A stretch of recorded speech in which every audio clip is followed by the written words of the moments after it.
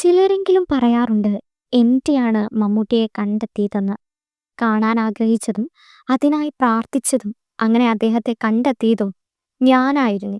കണ്ട ദിവസം മുതൽ ആ ബന്ധം വളർന്നു.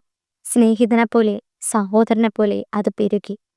എം.ടി വാസുദേവൻ നായരുടെ വിയോഗത്തിൽ സാമൂഹ്യ മാധ്യമങ്ങളിൽ മമ്മൂട്ടിക്കുറിച്ച് വരികളാണിവ. മറ്റൊരു നടനും അവകാശപ്പെടാനാകാത്ത ഒരു ബന്ധം തന്നെയായിരുന്നു യഥാർത്ഥത്തിൽ എം.ടിയും മമ്മൂട്ടിയും തമ്മിലുണ്ടായിരുന്നത്. ഒരിക്കൽ എം.ടി ഒരു വേദിയിൽ പറഞ്ഞിട്ടുണ്ട്, താൻ എഴുതുമ്പോൾ അത് മമ്മൂട്ടി പറയുന്നതായി മനസ്സിൽ തോന്നാറുണ്ടായിരുന്നു എന്ന്.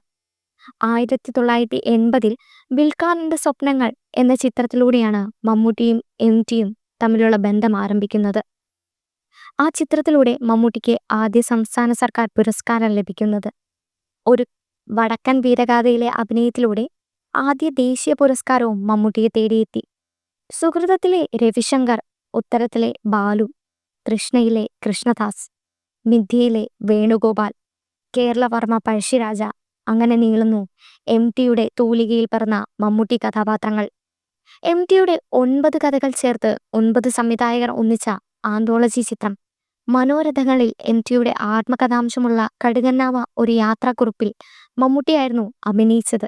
നവതി ആഘോഷങ്ങൾക്കായി എറണാകുളത്ത് പ്രോഗ്രാമിനിടയിൽ എത്തിയ എം.ടിക്ക് കാലിടറിയപ്പോൾ മമ്മൂട്ടിയെ കെട്ടിപ്പിടിക്കുന്ന രംഗം കണ്ടവർ എല്ലാവരുടെയും കണ്ണൊന്ന് നിറഞ്ഞിരിക്കും.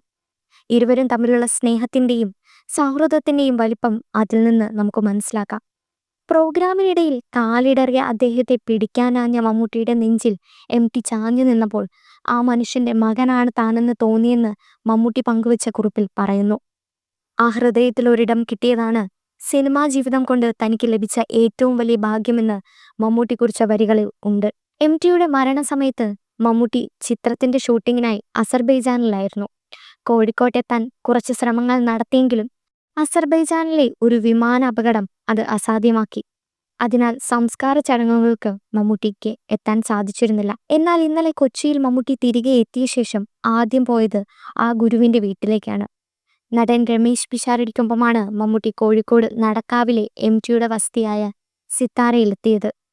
എം.ടിയുടെ ഭാര്യ സരസ്വതി, മകൾ അശ്വതി, മരുമകൻ ശ്രീകാന്ത് എന്നിവരെ കണ്ട മമ്മൂട്ടി എം.ടിയുമായുള്ള തൻ്റെ ഓർമ്മകളും വിയോഗത്തിലെ ദുഃഖവും പങ്കുവച്ചു. എം.ടിയെ ഒരിക്കലും മറക്കാൻ കഴിയില്ലെന്നും അതിനാലാണ് വീട്ടിലേക്ക് എത്തിയതെന്നും മമ്മൂട്ടി പറയുന്നു.